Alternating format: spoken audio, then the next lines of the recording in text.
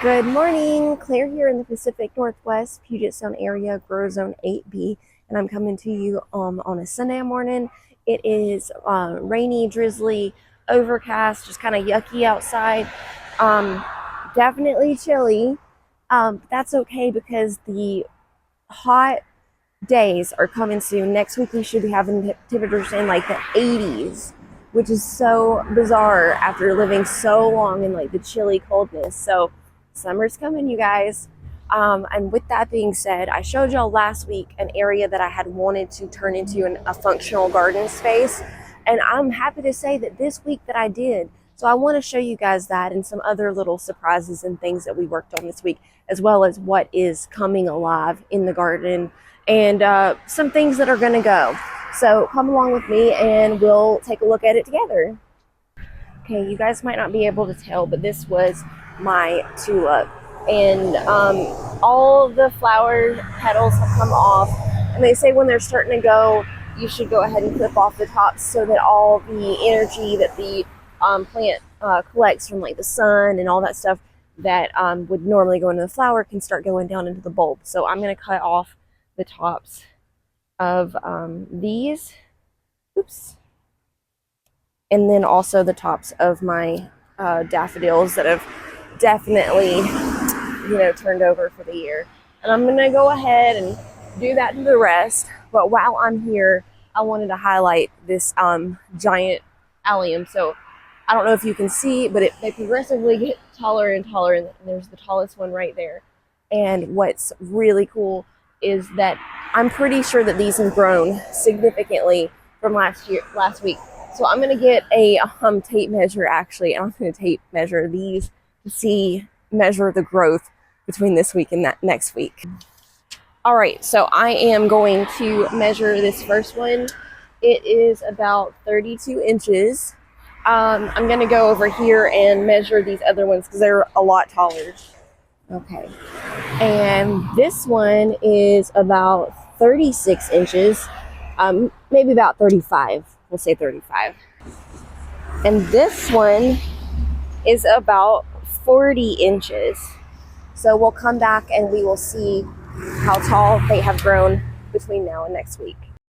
You guys, I should literally call myself the doubting gardener because I planted these nasturtiums the same time that I planted the sweet peas over there. And I was like, oh, well, I guess they're not going to come up. I guess something ate them or the seeds weren't good or whatever. But I've got two little nasturtiums right here at the border of my messy garden. All right, there's my little rose plant that I planted a while ago next to my trellis, which the paint is already peeling. I would figure out something better for next year. But check out this. I had planted a bunch of gladiolas and irises, and I think I put some dahlias up here too. But and here are some things coming up in the ground right here that are going to be beautiful and fabulous, whatever they are.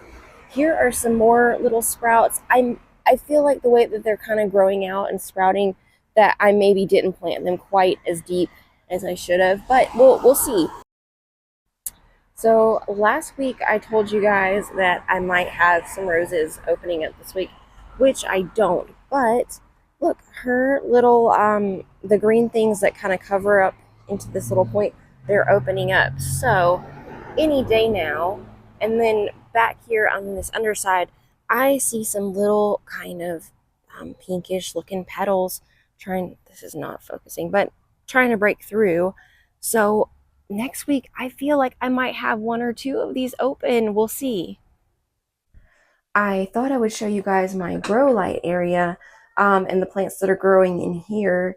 I have some celosia, some snapdragons, and some celosia that I repotted into these kind of bigger containers because their roots were kind of growing out on the ends of the little seed starts.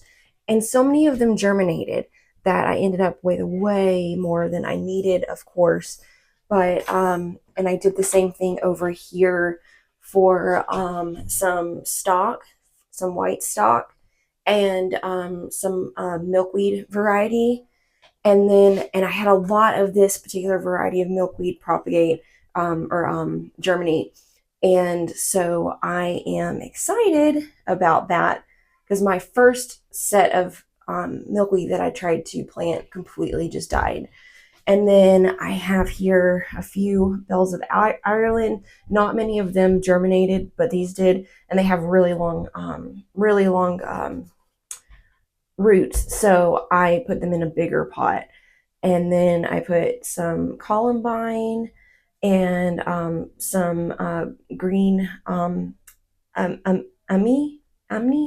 forget how what it's called. And then I also have a different variety of milkweed. Only 5 of these germinated, so I put them in some big pots and some more of the other kind as well. Want a lot of milkweed for the butterflies. And then down here I have some peppers that I started a while ago, and I'm surprised that they actually are living because I dropped this whole thing and all the dirt and the things came out. And I had to try to stuff them in there really quick. I've got 2 different varieties of tomatoes. I have, so this is a different variety of stock, and it's kind of leggy and floppy. But, and then I have another type of pepper here. Oh, and then this is, oh, what is it called? Ground cherries, and they are taken forever.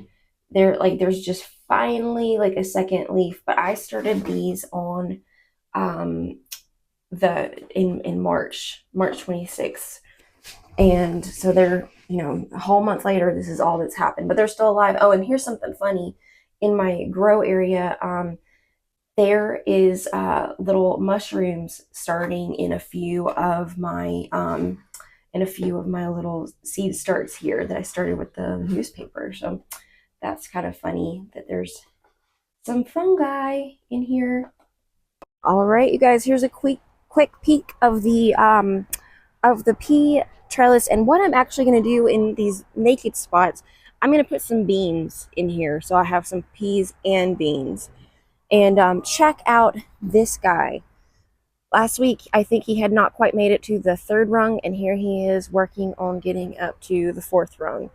And same thing for this. Last night, this one, I swear it was last night. Maybe it was the night before. It was only about here, and like, look how much growth it is. Like, it's almost to where it can grab onto that if it wants to. And yeah, so peas are really fun, especially for kids when they're trying to get into gardening, because they grow so quickly once they start getting established. The getting established part takes a while.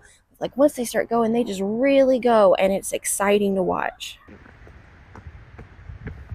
So I just wanted to share a few kind of highlights of our week, fun things, interesting things that we got to do and see before I get into the big project that I accomplished this week. And one of those was going to the Browns Point Lighthouse area with some friends and getting to see the ocean. And it was such a clear day. You could see the mountains all the way in the distance. And check out this poor little bumblebee trying to get some nectar. And it is windy. He is holding on for his dear life.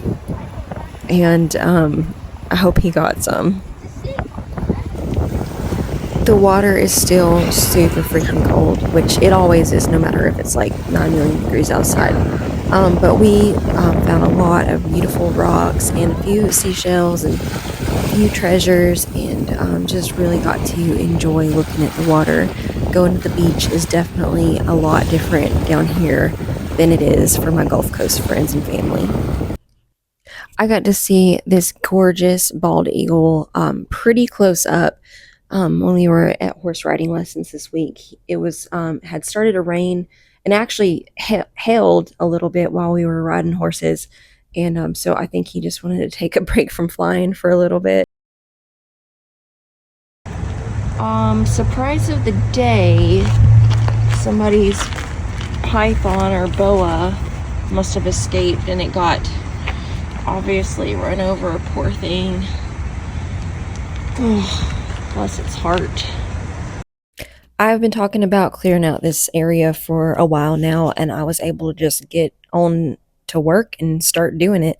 And it required me to, dig down and pull up all the grass roots that I could get to, and it was a very laborious job, maybe more labor intensive than the hay bales. And I just, kept working and working until I got the entire area cleared.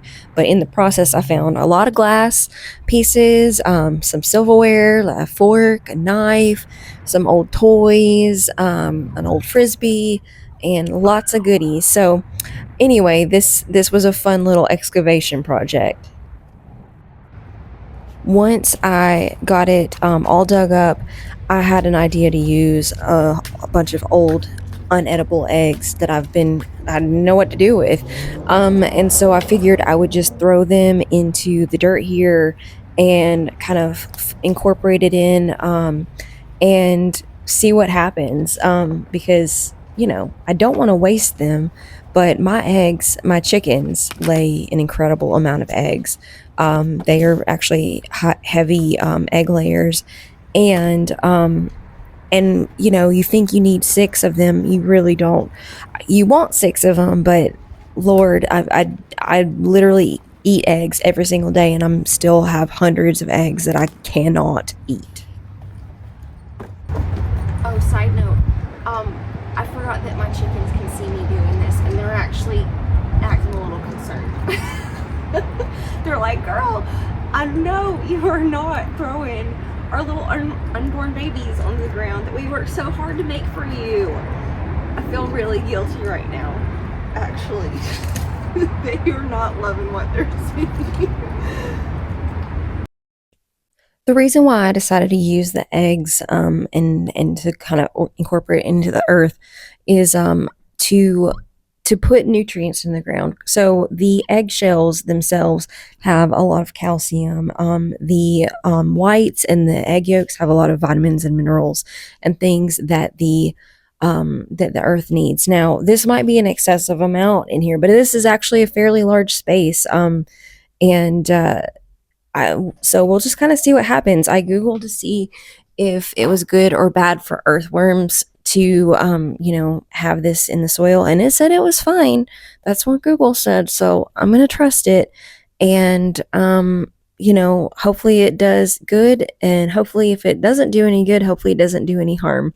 So I don't see how it can, but y'all let me know your experience if you've ever done anything similar to this. And then once I got them as incorporated as I was gonna get them, I went ahead and got a bunch of wood chips and covered everything up in this area with that so that there would be a nice thick layer of mulch.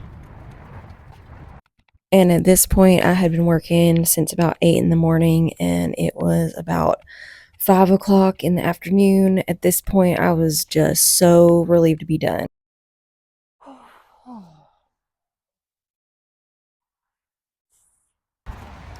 I know I showed you guys how to make the cattle panel trellis before, but I had sort of sped it up and did sort of some edits for it, and I figured I'd just show it to you guys in real time just how simple it is. All you got to do is hammer a T-post into the ground, which for me took a little bit longer than it took my husband to do the other one, but I'm pretty proud of myself. I'm growing muscles every day. And then, I'll just let you watch the rest. Alright, then I'll have this and this on the other side for you. Because now we're going to leave this up against here and then fold it over.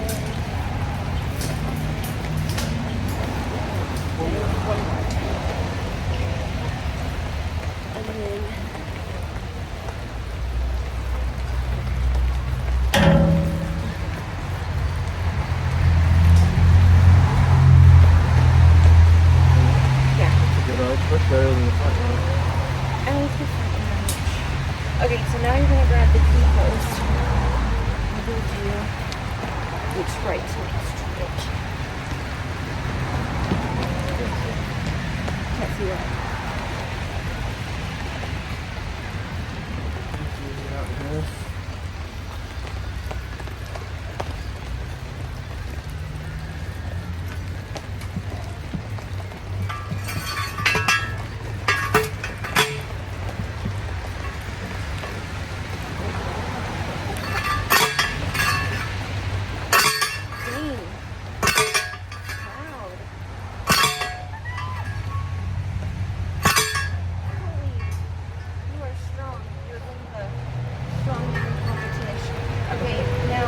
That's not far enough.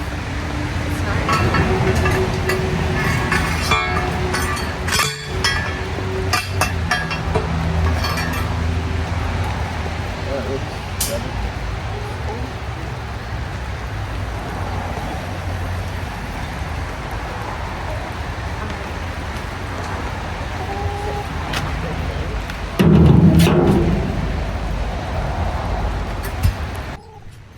And then just like last time, just secure everything with the zip ties. And that is literally how easy and how quick it is to put one of these things up. So I'm going to put another one up over in front of the chicken coop area and grow on the outside of the coop and utilize that space as well, and hopefully provide some shade for the chickens this summer too. So when it's all said and done, I hope to have 3 complete trellises in my garden. All right, guys, and here is the final view of this area, and I'm so stoked to get this up and going. I haven't decided what I want to put on here yet, if I'm gonna put like some cantaloupe or some squash or something, but I've got so many options, and you know, I've got all this space to fill up with vegetables, and so I'm so, you get to see my redneck yard. All the toys, everything out. But yeah, so I'm excited. It's slowly kind of coming into what I envisioned in my brain that I wanted to have back here. Thanks so much for sticking around with us today. I can't wait to come back next week and hopefully have more things alive and ready to go out in the garden, and we can watch them grow together. And I'm so excited to share that with you. So y'all have a blessed week, and I will see y'all next Sunday.